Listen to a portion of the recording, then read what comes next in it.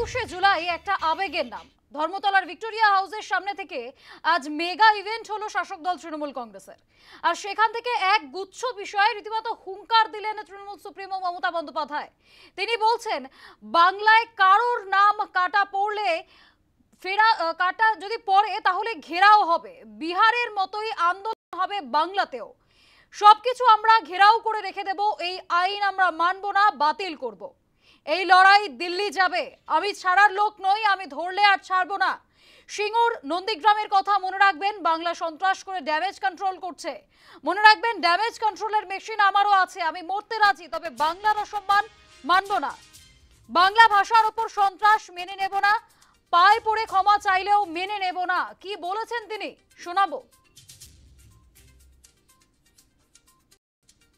বাংলা ভাষার ওপর চলছে বিরাট সন্ত্রাস। बांग्ला भाषाएं কথা বলা নাকি যাবে না। जैसे बिहार में 40 लाखों का ज्यादा आदमी को नाम निकाल दिया और बंगाल में भी करने वाला है। अगर करेगा तो घेराव कर्मसूची करेंगे, पूरा घेराव होगा, पूरा आंदोलन होगा। हम नाम काटने नहीं देंगे, हम नाम डालने नहीं देंगे डिटेंशन कैंप में। ये जो आईन है आपका, जो कानून है, इसको हम बातिल करेगा, हम इसमें हम चेंज करेगा। हमें नहीं मानेंगे, हमें नहीं मानेंगे, हमें नहीं मानेंगे। জেনে রাখবেন, এই লড়াই দিল্লি পর্যন্ত যাবে। আর আমি কিন্তু ছেড়ে দেবার লোক নই, আমি ধরলে ছাড়ি না। हम तो सोचता है बांग्ला भाषा में बात करने से अब डर जाता है। दरकार होले आबार भाषा आंदोलन होबे। देखते চাই কত সাহস আছে আপনার, কত জেল আছে, কত কাস্টডি আছে, কত ডিটেনশন ক্যাম্প আছে। এটা আমার চ্যালেঞ্জ রইল বিজেপি পার্টির কাছে, চ্যালেঞ্জ রইল। ড্যামেজ ম্যানেজ করা যায় না। বাংলা ভাষার উপর সন্ত্রাস করে যদি মনে করেন ড্যামেজ ম্যানেজ করবেন, তাহলে জেনে রাখুন ড্যামেজ কন্ট্রোল করার আমাদের মেশিনারি আছে, সেটা আমাদের সৈনিক, আমাদের সম্পদ। বাংলা ভাষার উপর সন্ত্রাস আমরা মেনে নেব না, পায়ে পড়লেও মেনে নেব না, আপনারা ক্ষমা চাইলেও মেনে নেব না। আর এই দিনে আমাদের শপথ হলো ভাষা রক্ষার শপথ। জীবন দিতে রাজি আছি, ভাষার ওপর সন্ত্রাস মানব না। খেলা তো আবার হবে। এই খেলা একদিকে বাংলা ভাষার সম্মান রক্ষা করার খেলা, অন্যদিকে সব ভাষাকে ভালোবাসা রক্ষার খেলা। 27শে জুলাই নানুর দিবস, 27শে জুলাই থেকে একেবারে টানা ইলেকশন পর্যন্ত ভাষার ওপর সন্ত্রাস, বাংলা ভাষার ওপর সন্ত্রাস মানছি না, মানব না। ভাষা আন্দোলন শুরু হলো, শুরু হলো ভাষা আন্দোলন। পাশাপাশি বিজেপিকে একেবারে হুঁশিয়ারি দিয়ে মুখ্যমন্ত্রী বলেছেন, মনে রাখবেন বাংলার মাটি দুর্জয় ঘাঁটি, এটা তোমরা জেনে রাখো দুর্বৃত্ত। বিজেপির ডাবল ইঞ্জিন ভাঙবেন তিনি। 2026-এ আরো বেশি আসন পেতে হবে, তারপর লক্ষ্য হবে দিল্লি। বাংলা বিজেপি উৎখাতের কেন্দ্রবিন্দু হবে, সেই সঙ্গে চোখ থেকে জল নয়, আগুন বার করতে হবে। সেই আগুনে চক্রান্তকারীদের পুড়ে ছাই হতে হবে। আগেই বলেছিলাম, বদলা নয় বদল চাই। আর এবারে স্লোগান, জব্দ হবে, স্তব্ধ হবে।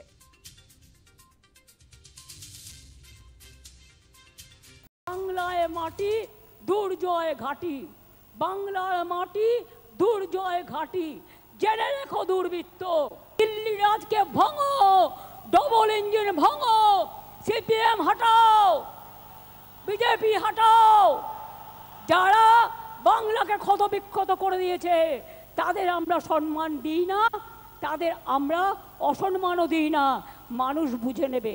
2026-এ আরো বেশি সিট নিয়ে জিততে হবে এবং জেতবার পর আমাদের লক্ষ্য হবে দিল্লি লড়াই।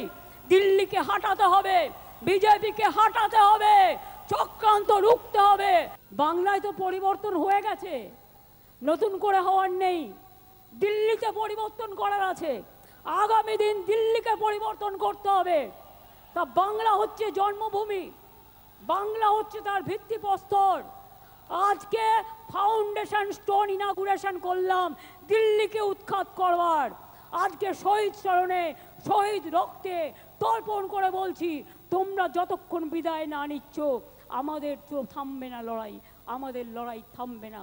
সূর্যদেব বলছে চোখ দিয়ে জল নয়, চোখ দিয়ে আগুন বেরোবে। আর সেই আগুনে যারা কুৎসা করছে, চক্রান্তকারী, অপপ্রচারকারী, তাদের ইঞ্চিতে ইঞ্চিতে তৃণমূল কংগ্রেস জবাব দেবে। আমি আগের বার বলেছিলাম বদলা নয় বদল চাই, তাই আপনাদের গায়ে কিচ্ছু হাত দিইনি। আর এবারে স্লোগানটা হবে জব্দ হবে, জব্দ হবে, স্তব্ধ হবে। এবং তোমাদের আমাদের দর্শন, তোমাদের বিসর্জন। পাশাপাশি তৃণমূল কংগ্রেসকে নিয়েও হুঙ্কার দিলেন তৃণমূল সুপ্রিমো মমতা বন্দ্যোপাধ্যায়। তিনি বলছেন তৃণমূলকে শেষ করা অত সহজ নয়, কয়লা গরুর সমস্ত টাকা বিএসএফ খায়। এত বড় সাহস, আমার পোস্টার ছিঁড়ে দিচ্ছে, বাংলায় থাকছে আর আমারই পোস্টার ছিঁড়ছে। কি বলেছেন তিনি, শোনাবো। তৃণমূলকে শেষ করা অত সহজ নয়। যারা ভাবছেন মমতা ব্যানার্জিকে রোজ গালাগালি দিয়ে, অভিষেককে গালাগালি দিয়ে, চন্দ্রিমাকে গালাগালি দিয়ে, তৃণমূলকে গালাগালি দিয়ে এবং স্ক্রল করে তারা পার পেয়ে যাবেন, তারা সোশ্যাল নেটওয়ার্কে মহাশূন্যে পৌঁছে যাবেন। এরা কয়লা গরু সব টাকা খায়। তার কারণ বিএসএফ এর আন্ডারে হচ্ছে বর্ডার, সিআইএসএফ এর আন্ডারে হচ্ছে কোল, রেল হচ্ছে আরপিএফ এর আন্ডারে। শিখিয়ে দিয়েছে, আমার পোস্টার ছিঁড়ছে। এত বড় সাহস, বাংলায় থাকবে আর আমার পোস্টার ছিঁড়বে। আমরা ধরে ফেলেছি, আপনাদেরও ধরতে হবে। বিজেপি বলছে এখানে 17 লক্ষ রোহিঙ্গা আছে। এবার রোহিঙ্গার প্রসঙ্গ টেনে মুখ্যমন্ত্রীর প্রশ্ন, 17 লক্ষ রোহিঙ্গা ওরা কোথা থেকে পেল? উত্তম অংশীদারিকে এনআরসি নোটিশ পাঠানো হয়েছে, কি দোষ ওদের? জবাব দাও বিজেপি সরকার। এমনটাই জবাব চেয়েছেন তৃণমূল সুপ্রিমো মমতা বন্দ্যোপাধ্যায়, শোনাবো। বিজেপির একজন নেতা বলছেন, কি বলছেন, এখানে নাকি 17 লক্ষ রোহিঙ্গা আছেন। আমি জিজ্ঞেস করছি তাদের নাম নাকি ভোটার লিস্ট থেকে বাদ দিতে হবে। আমি জিজ্ঞেস করছি সারা পৃথিবীতে রোহিঙ্গাদের সংখ্যা কত? স্টাডি করে বলবেন তো। ইউনাইটেড নেশনস লাস্ট জানিয়েছিল 10 লক্ষ সারা পৃথিবীতে। এখন বড় জোর বেড়ে ওটা 13-14 হতে পারে। তো আপনি 17 লক্ষ রোহিঙ্গা পেলেন কোথায়? আর তারা তো মায়ানমারের লোক, সবাই রোহিঙ্গা। বাংলায় কথা বললে, বাংলা ভাষায় কথা বললে আপনারা বেছে বেছে বলছেন চুনকে চুনকে, কে হিন্দু কে মুসলমান। রাজবংশী ভাই উত্তম এসো তো আমার কাছে, উত্তম এসো। কুচবিহার থেকে থাকে, কুচবিহারে 50 বছর ধরে। আসাম থেকে, আসাম গভর্নমেন্ট কত বড় উদ্ধত্ত, তাকে এনআরসির নোটিশ পাঠিয়েছে। বলুন একটা রাজবংশী ভাই তার কি কি অধিকার আছে? কি অধিকার আছে বিজেপি গভর্নমেন্ট? জবাব দাও, জবাব চাই, জবাব দাও। তৃণমূল সুপ্রিমোর রোহিঙ্গা নিয়ে প্রশ্নের পাল্টা দিয়েছেন রাজ্য বিজেপির নয়া সভাপতি শ্রমিক ভট্টাচার্য। তিনি বলছেন বাম আমলেও বাংলায় রোহিঙ্গা ছিল, তৃণমূল আমলে তা আরো বেড়েছে। রাজ্যের সর্বত্র রোহিঙ্গা বসাচ্ছে তৃণমূল, এমনটাই অভিযোগ করেছেন তিনি। কি বলেছেন, শোনাবো। বাংলাদেশ থেকে যারা এক সময় এদেশ ছেড়ে চলে গিয়ে ওখানে চলে এসেছিলেন, আবার ফিরে আসছে।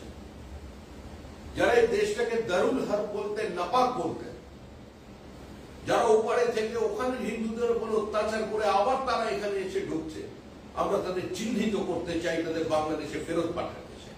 রোহিঙ্গাদের ডেকে এনে বিভিন্ন জায়গায় বস্তিতে বসানো হয়েছে, কলকাতার ভিতরে বসানো হয়েছে, বিধাননগরের মধ্যে বসানো হয়েছে, পশ্চিমবঙ্গের প্রায় সমস্ত জেলায় আজকে রোহিঙ্গাদের বসিয়ে দেওয়া হয়েছে। এবং তৃণমূল কংগ্রেসের এই ধর্মান্ধ মুসলিম মৌলবাদী ফ্যাসিজমের কাছে আত্মসমর্পণ, তা পশ্চিমবঙ্গকে একটা অনিবার্য ধ্বংসের দিকে টেনে নিয়ে যাচ্ছে। ফিরে আসলাম বিরতির পর, আপনারা দেখছেন প্রাইম টাইম। আর আজ 21শে জুলাইয়ের সভা থেকে মুখ্যমন্ত্রীর ভাষণের সিংহভাগ জুড়ে ছিল বাংলা আর বাঙালি অস্মিতা। রীতিমতো জায়গায় গিয়েছিল যে তার ভাষণে শুধুমাত্র বাংলা এবং বাঙালি এই দুটি ইস্যু তাদের মূল হাতিয়ার। ধীরে ধীরে বলা চলে ভোট আবহে ঢুকে পড়েছে বাংলা, প্রচারের সুরও বেঁধে দিয়েছে তৃণমূল সুপ্রিমো মমতা বন্দ্যোপাধ্যায়। এই বিষয়ে আরো বিস্তারিত ব্যাখ্যা জানবো, আমাদের সঙ্গে নিউজরুম থেকে রয়েছেন প্রতিনিধি চিন্ময় ভট্টাচার্য। চিন্ময়দা, আমি তোমার কাছে একটু বিস্তারিত জানতে চাইবো, তার কারণ আজ আমরা দেখলাম যে ভাষণ মুখ্যমন্ত্রী দিয়েছেন, তৃণমূল সুপ্রিমো দিয়েছেন, সেখানে কিন্তু সিংহভাগ জুড়েই অন্য বিষয় ছিল, কিন্তু বাকি সিংহভাগ জুড়ে ছিল বাংলা ভাষা আর বাঙালির অস্মিতা। এ বিষয়ে আরো বিস্তারিত ব্যাখ্যা জানতে চাইছি, তার কারণ তিনি কি বার্তা দিলেন আজকের সভা থেকে? না, একেবারেই দেখো, আজকের সভা থেকে মোটামুটি এইটা গত কয়েক বছর ধরে এরকমই ট্রেন্ড হয়ে যাচ্ছে। 21-এর সভা থেকেই, এই 21শে জুলাইয়ের সভা থেকেই তৃণমূলের নির্বাচনী যে সুর সেটা বেঁধে দেওয়া হয়, নির্বাচনের সুর মূলত বেঁধে দেন মমতা বন্দ্যোপাধ্যায় নিজে। কাজেই এইটা ধরে নেওয়া যায় যে এবারেও 21শে জুলাইয়ের সভা থেকে যে বার্তা দিলেন তৃণমূল কর্মীদের কাছে, সেইটাই সামনে 26 সালের বিধানসভা নির্বাচনে সেটাই মূল ইস্যু হয়ে উঠতে চলেছে। তৃণমূল কর্মীরা মূলত সেই বার্তাটা নিয়েই ঘরে ঘরে বিভিন্ন জায়গায়, জেলায় জেলায় বিভিন্ন জায়গায় পৌঁছে যাবেন, এরকমটাই মনে করা যায়। তা এই জায়গাটা থেকে দাঁড়িয়ে এবারে মূলত যেটা এলো, মুখ্যমন্ত্রীর ভাষণে শুরু থেকে শেষ পর্যন্ত পুরোটাই এলো বাংলা বাঙালি আবেগ। এক্ষেত্রে আমি তোমাকে স্মরণ করিয়ে দিতে চাইব যে 21 সালের বিধানসভা নির্বাচনের আগে গোটা পশ্চিমবঙ্গ জুড়ে একটা হোর্ডিংয়ে ভরে গেছিল। সেই হোর্ডিংয়ের ভাষা ছিল বাংলা নিজের মেয়েকেই চায়, পাশে ছিল মমতা বন্দ্যোপাধ্যায়ের ছবি।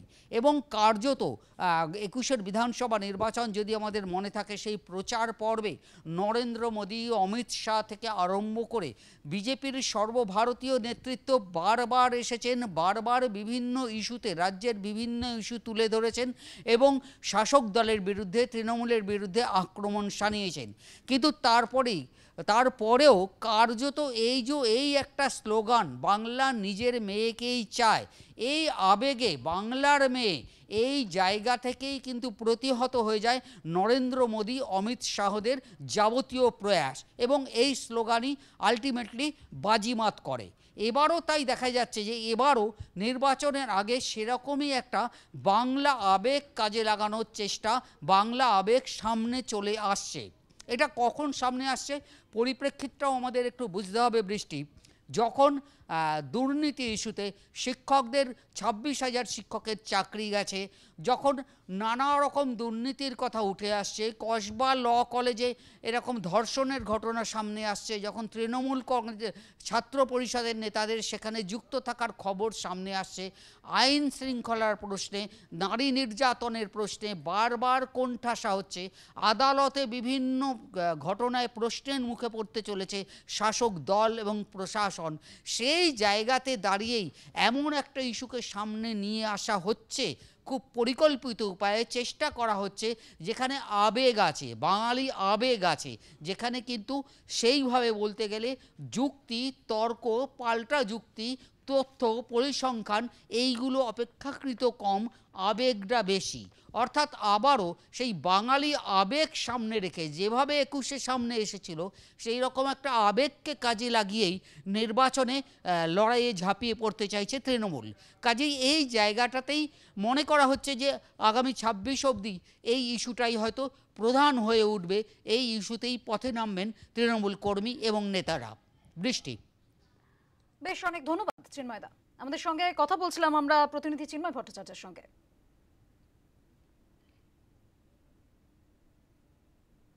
21শে জুলাইয়ের মঞ্চে আজ তৃণমূল সুপ্রিমো মমতা বন্দ্যোপাধ্যায়ের প্রধান তাস ছিল বাঙালি আবেগ। তার পাশাপাশি শুভেন্দু অধিকারীর উত্তরকন্যা অভিযান, সেই অভিযানে শুভেন্দুর হাতিয়ার হলো হিন্দুত্ববাদ, কঠোর হিন্দুত্ববাদ ছিল হাতিয়ার। 21শে জুলাইয়ের সমাবেশের পাল্টা শিলিগুড়িতে বিজেপি যুব মোর্চার উত্তরকন্যা অভিযানের ডাক দেওয়া হয়েছিল আজ। নারী নিরাপত্তা নিয়েই উত্তরকন্যা অভিযানের নেতৃত্বে ছিলেন বিরোধী দলনেতা শুভেন্দু অধিকারী। তৃণমূলকে রাজ্য থেকে উৎখাত করার হুঙ্কার দিয়েছেন তিনি, সেখান থেকে 26-এ আপনাকে প্রাক্তন করব, বর্বর তৃণমূলকে উপড়ে ফেলতে হবে, এমনটাই বলেছেন শুভেন্দু অধিকারী।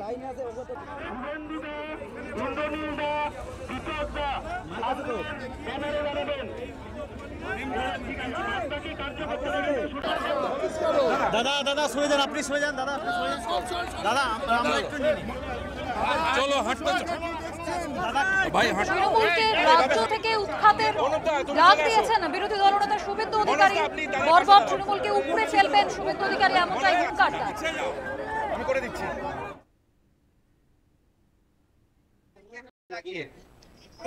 উনারা সরাসরি নির্বাচন কমিশনকে, ভারতীয় সংবিধানকে চ্যালেঞ্জ করছেন। রোহিঙ্গা মুসলমান, বাংলাদেশি মুসলমান একজনেরও নাম থাকবে না। ইলেকশন কমিশনকে আমরাও 2,33,27,000 ভোট পেয়েছি। ইলেকশন কমিশন মমতা ব্যানার্জির পার্টির রেজিস্ট্রেশন ক্যান্সেল করা উচিত। যেভাবে তারা ইলেকশন কমিশন সাংবিধানিক বডিকে থ্রেট করছেন। আজকেও বলেছে আপনারা বলেছে বিজেপি এবং কমিশন ভয় পাচ্ছে রোহিঙ্গা মুসলমান, বাংলাদেশি মুসলমান পশ্চিমবঙ্গ থেকে বাদ গেলে মমতার জেতার কোনো চান্স নেই। নন্দীগ্রামে হেরেছে, এবার গোটা বাংলায় হারবে। 4 তারিখের কর্মসূচি 4 তারিখে আমাদের 3 জন এমএলএ গত 6 সপ্তাহে মার খেয়েছে। নিখিল রঞ্জন দে, বরেন বর্মন, সুশীল বর্মন। বিজেপির 65 জন এমএলএ এসপির সঙ্গে দেখা করতে আসবে 4 তারিখ সোমবার 2টোর সময়, কালকেই চিঠি দিয়ে দেবে। আর ফেরার সময় আমরা সচিব উত্তরকন্যায় মিট করব, অনলি এমএলএ। আজকে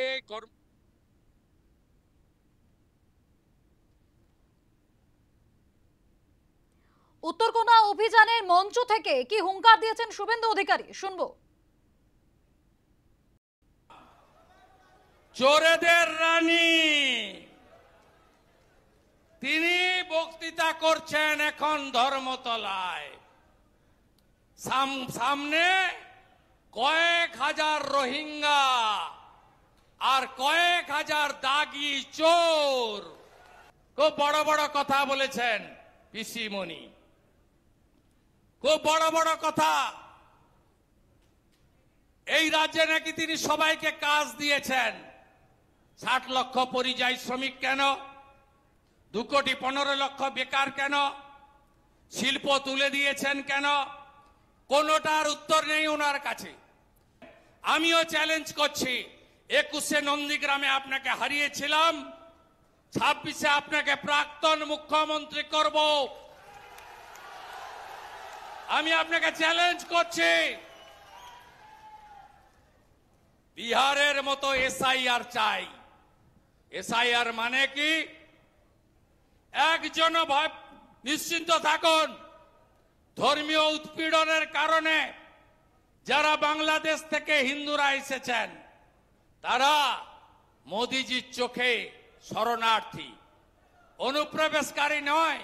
কিন্তু রোহিঙ্গা মুসলমান, বাংলাদেশি মুসলমান একটাকেও ভোটার তালিকায় থাকতে দেব না, দেব না, দেব না। হিন্দু যদি বাঁচতে চাও,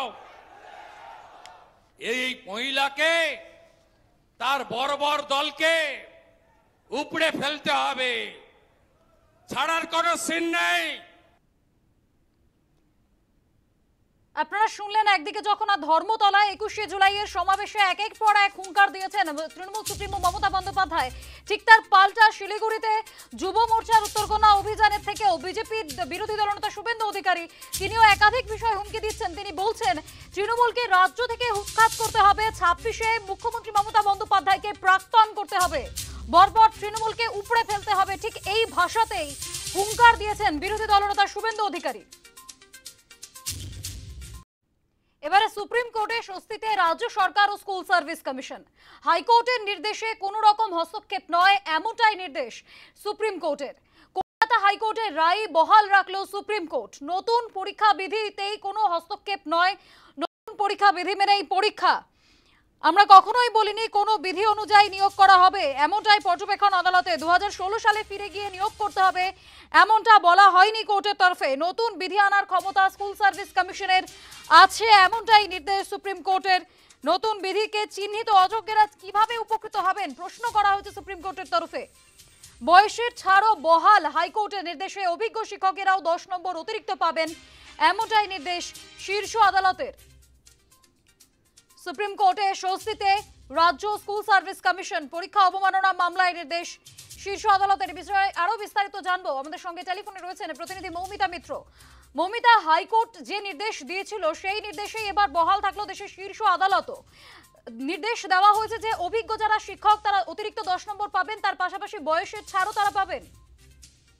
দেখো, একেবারে চাকরি প্রার্থীদের একাংশ তারা ডিভিশন বেঞ্চের নির্দেশকে চ্যালেঞ্জ করে সুপ্রিম কোর্টের দ্বারস্থ হয়েছিলেন এবং সেখানেই সুপ্রিম কোর্টের তরফ থেকে কিন্তু স্পষ্টতই জানিয়ে দেওয়া হলো যে কলকাতা হাইকোর্টের ডিভিশন বেঞ্চের রায়ের ওপরে তারা কোনো রকম কোনো পদক্ষেপ হস্তক্ষেপ করবে না এবং বিচারপতি সতীশ চন্দ্র শর্মা এবং বিচারপতি সঞ্জয় কুমারের বেঞ্চ স্পষ্টতই বলে দিয়েছে যে এসএসসির যে নতুন নিয়োগের বিজ্ঞপ্তি প্রকাশিত হয়েছে সেই নিয়োগের বিধি মেনেই কিন্তু পরীক্ষা হবে। এবং যেটা বলা হচ্ছিল যে অযোগ্য চাকরি প্রার্থীদেরকে অতিরিক্ত যে নম্বর দেওয়ার যে বিষয়টি ছিল বা তাদেরকে সুযোগ করে দেওয়া হচ্ছে সেই বিষয়ে একেবারে স্পষ্টতই বলা হচ্ছে যে তারা অলরেডি বাদ পড়ে গেছেন, সেক্ষেত্রে তাদের অতিরিক্ত সুযোগ দেওয়ার কোনো বিষয় নেই। এবং আদালত একেবারে কড়া ভাষায় জানিয়েছে যে সর্বোচ্চ আদালত বা সুপ্রিম কোর্ট কোনো ভাগ্য পরীক্ষার জায়গা হতে পারে না এবং এতদিন ধরে যে শুনানি চলছে সেক্ষেত্রে কোথাও কি একটা জায়গায় এসে এই গোটা বিষয়টা থামা দরকার এবং 2025 সালে স্কুল সার্ভিস কমিশনের তরফে যে নিয়োগের বিজ্ঞপ্তি প্রকাশিত হয়েছে সেই বিধি মেনেই কিন্তু শিক্ষক নিয়োগের পরীক্ষা হবে। অর্থাৎ এসএসসির নতুন নিয়োগ প্রক্রিয়া আর কোনো রকম কোনো আইনি জটিলতা একেবারেই থাকলো না। বেশ, অনেক ধন্যবাদ মৌমিতা।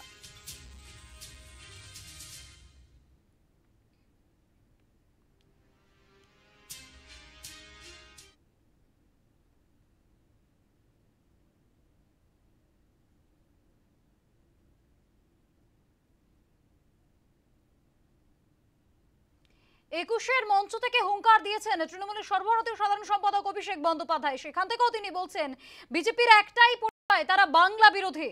একুশের মঞ্চে বলেছেন অভিষেক বন্দ্যোপাধ্যায়, সংসদে আরো বেশি করে বক্তব্য রাখবো। 26-এর বিজেপি জয় বাংলা বলতে বাধ্য হবে, এমনটাই চ্যালেঞ্জ অভিষেক বন্দ্যোপাধ্যায়ের। শোনাবো।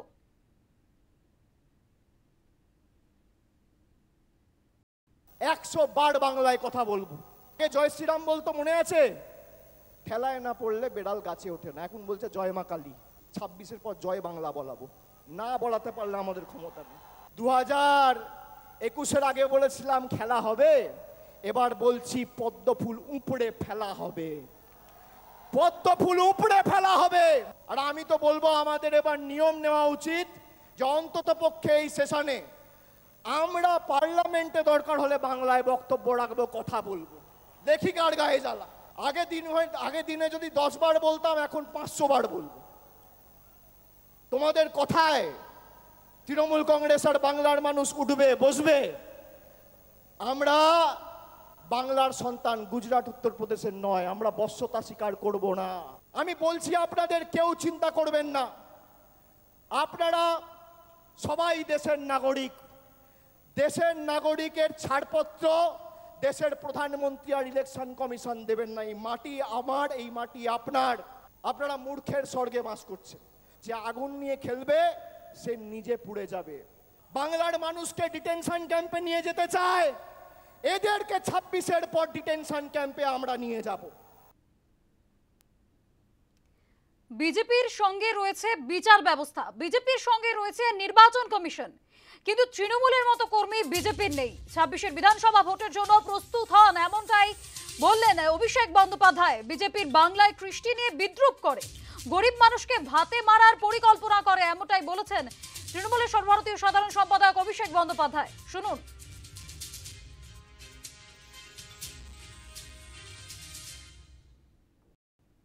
বিচার ব্যবস্থার একাংশ, election commission, enforcement directorate, CBI, income tax, পেগাসাসের মতো সফটওয়্যার লাগিয়ে আমাদের ফোনে আড়ি পেতেও বাংলা জিততে পারেনি। তার কারণ তৃণমূল কংগ্রেসের মতো একটা কর্মী বিজেপিতে নেই, আর আগামী 100 বছরে তৈরি হবে না।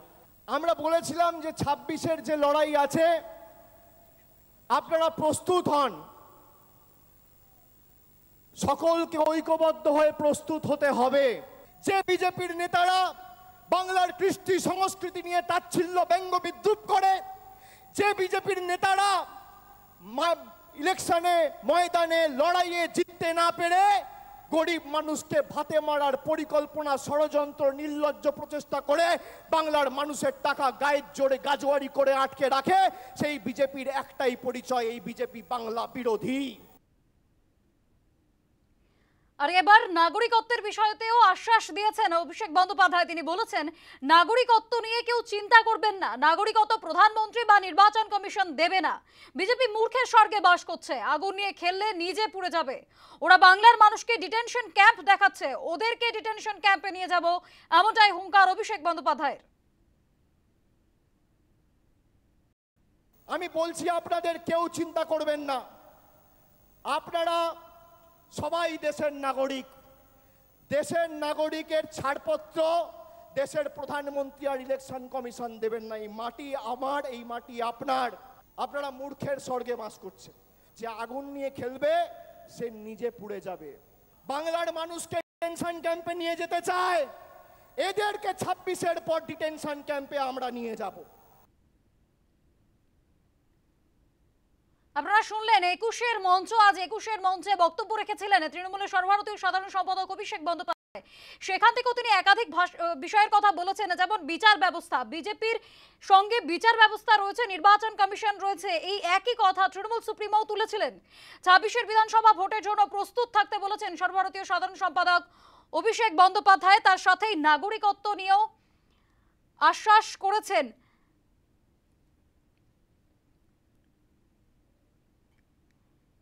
একদিকে যখন অভিষেক বন্দ্যোপাধ্যায় উত্তর দিচ্ছেন প্রধানমন্ত্রী নরেন্দ্র মোদী, তিনি কিন্তু দুর্গাপুরের মঞ্চ থেকে স্পষ্ট করে দিয়েছিলেন যে যতই বাংলা ভাষায় কথা বলা হোক না কেন, কেউ যদি দেশের নাগরিক না হয় তাহলে তাদেরকে দেশের বাইরে পাঠিয়ে দেওয়া হবে, এমনটাই প্রধানমন্ত্রী নিজে বলে দিয়েছিলেন। এবার তার পরিবর্তে অভিষেক বন্দ্যোপাধ্যায় তিনি কি বললেন আজ 21-এর মঞ্চ থেকে? তিনি বলছেন, নাগরিকত্ব নিয়ে কেউ চিন্তা করবেন না, কারণ প্রধানমন্ত্রী হুঙ্কার যতই দিক, প্রধানমন্ত্রী বা নির্বাচন কমিশন এরা কেউই নাগরিকত্ব দেবে না। বিজেপি মূর্খের স্বর্গে বাস করছে, এমনটাই বলেছেন অভিষেক বন্দ্যোপাধ্যায়।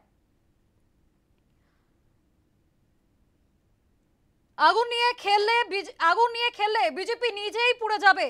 ওরা বাংলার মানুষকে ডিটেনশন ক্যাম্প দেখাচ্ছে, ওদেরকেই ডিটেনশন ক্যাম্পে নিয়ে যাব, এমনটাই হুঙ্কার অভিষেকের। তিনি একদিকে যখন 26-এর ভোটের জন্য, বিধানসভা ভোটের জন্য প্রস্তুত থাকতে বলেছেন, তার পাশাপাশি অভিষেক বন্দ্যোপাধ্যায় নাগরিকদের উদ্দেশ্যে আশ্বাস বার্তাও দিয়েছেন। তিনি বলছেন, নাগরিকত্ব নিয়ে কেউ চিন্তা করবেন না, প্রধানমন্ত্রী নির্বাচন কমিশন দেবে না, এমনটাই বলেছেন অভিষেক বন্দ্যোপাধ্যায়। এর আগে আমরা দুর্গাপুরের মঞ্চ থেকে প্রধানমন্ত্রী নরেন্দ্র মোদীকে বলতে শুনেছিলাম যে যারা ভারতের নাগরিক নয় তারা দেশে থাকবে না, এমনটাই বলেছিলেন প্রধানমন্ত্রী নরেন্দ্র মোদী। তবে এবার অভিষেকের আশ্বাস কি? নাগরিকত্ব নিয়ে চিন্তা করবেন না, এটা প্রধানমন্ত্রী বা নির্বাচন কমিশন দেবেন না। বিজেপি মূর্খের স্বর্গে বাস করছে। বাদল অধিবেশনের প্রথম দিনেই সংসদের দুই কক্ষে বিরোধীরা পেহেলগাঁও নিয়ে আলোচনা চেয়ে সুর চড়ান। বিরোধীদের আলোচনার দাবিতে দফায় দফায় হইহট্টগোল শুরু হয়ে যায়। কোনো আলোচনা ছাড়াই মুলতবি হয়ে যায় রাজ্যসভা এবং লোকসভা।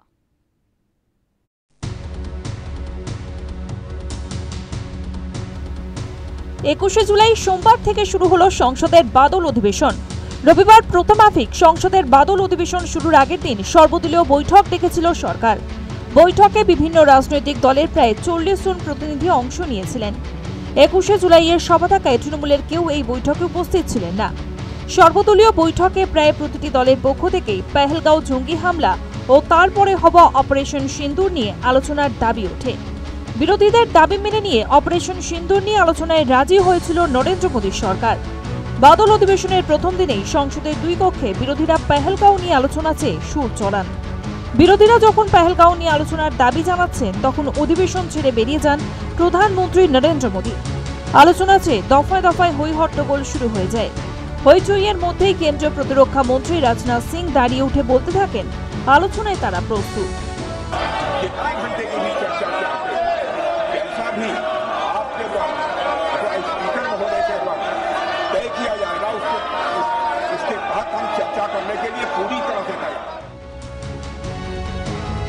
লোকসভায় বিরোধী দলনেতাকে বলতে দেওয়া হয় না, ফের একই অভিযোগ করলেন রাহুল গান্ধী। सवाल ये है कि जो हाउस में डिफेंस मिनिस्टर को बोलने देते हैं, उनके लोगों को बोलने देते हैं, मगर अगर विपक्ष का कोई कुछ कहना चाहता है तो अलाउड नहीं है। मैं लीडर ऑफ अपोजिशन हूँ, मेरा हक है, तो मुझे तो कभी बोलने ही नहीं देते हैं। तो ये एक नया अप्रोच है। পেহেলগাঁওয়ের ঘটনা ইন্টেলিজেন্স ফেলিয়ার।